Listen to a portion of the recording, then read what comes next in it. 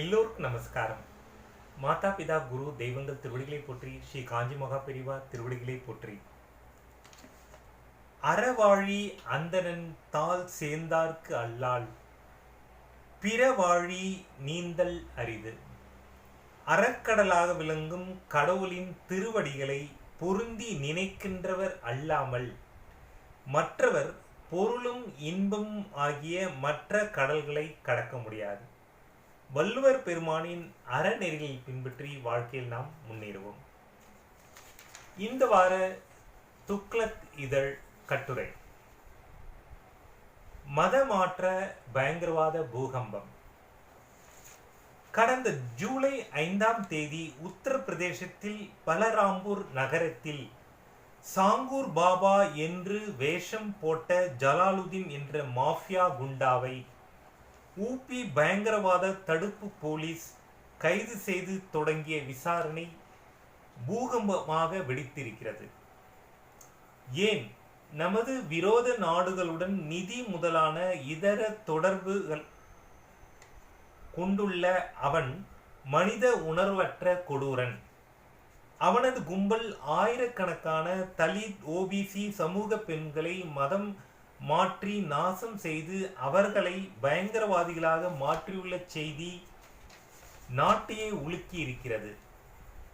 இது ஏதோ உத்தரப்பிரதேசத்துடன் முடிந்த விவகாரம் என்று நினைக்கக்கூடாது. சதிகாரர்கள் ஊபியுடன் நிற்கவில்லை. உலக அளவில் நெட்வொர்க் உள்ள அவர்கள் மேற்கு வங்கம், மகாராஷ்டிரா, கர்நாடகம், தமிழகத்தையும் எட்டி இருக்கிறார்கள் என்று விசாரணையில் தெரிகிறது. அது பற்றிய உண்மை இன்று நாம் காண்போம். மாஃபியா ஜலாலுதீனின் மகன், அவனது கூட்டாளி அவர்களால் கற்பழிக்கப்பட்டு கட்டாய மத மாற்றத்துக்கு உள்ளான ஒரு தலித் பெண் அளித்த புகாரில் தொடங்கியது ஏடிஎஸ் விசாரணை. அது முதல் 10-12 நாட்களாக வரும் செய்திகள் குண்டர் ஜலாலுதீன் அராஜக கும்பலின் பயங்கரவாத, தேச விரோத, சமுதாய விரோத, ஆயிரக்கணக்கான தலித் ஓபிசி பெண்களை பாலியல் வியாபார பொருளாக்கி பயங்கரவாதத்தில் ஈடுபடுத்திய சதி திட்டங்களை அம்பலப்படுத்தி இருக்கின்றன.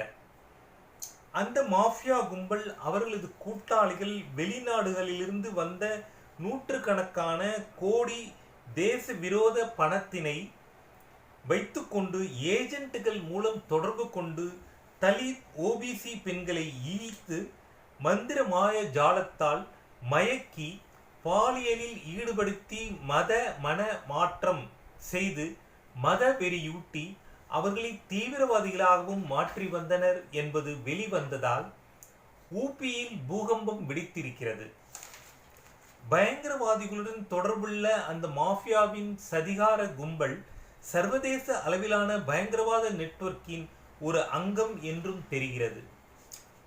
மாஃபியா ஜலாலுதீனின் மகன் மெஹபின் கடையில் வாங்கிய துணியில் குறைபாடு இருந்ததால் அதை மாற்ற தலித் பெண் சென்றபோது ஊழியர்கள் அவளை மெஹபூப் வீட்டிற்கு அழைத்து சென்றனர். அங்கு மெஹபூப் மற்றும் நதீம் என்பவரால் அந்த பெண் பாலியல் வன்கொடுமை செய்யப்பட்டார். நீதி கேட்டு மெஹபூப்பின் மாஃபியா தந்தையை அணுகினார் அந்த அபலை. உதவுவதற்கு பதில் நீதி கேட்டு வந்த பெண்ணிடம் அந்த மாஃபியா, உனக்கு பணம் தந்து முஸ்லிம் ஒருவனுக்கு திருமணமும் செய்து வைக்கிறேன், ஆனால் நீ இஸ்லாத்துக்கு மாறி மாட்டு இறைச்சி உண்டு ஹிஜாப் அணிய ஒப்புக்கொள்ள வேண்டும் என்று கூறி, மேலும் உனக்கு என்னை பற்றி தெரியாது, நான் யாரும் கேள்வி கேட்க முடியாத அளவிற்கு சக்தி வாய்ந்தவன், என் நிபந்தனைகளை ஏற்பதை தவிர உனக்கு வேறு கதி கிடையாது என்று அவளை எச்சரித்ததாக செய்தி. அவருக்கு இசையமளித்த அந்த பெண் புகார் செய்வதற்காக பல காவல் நிலையங்களுக்கு சென்றுள்ளாள். ஆனால் மாஃபியா செல்வாக்கால் அவளுக்கு நீதி கிடைக்கவில்லை.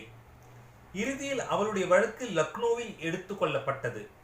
அதுதான் குண்டர் கும்பலின் நாடு உலகம் தழுவிய சதிகார வலை அமைப்பை அம்பலப்படுத்த வழிவகுத்தது.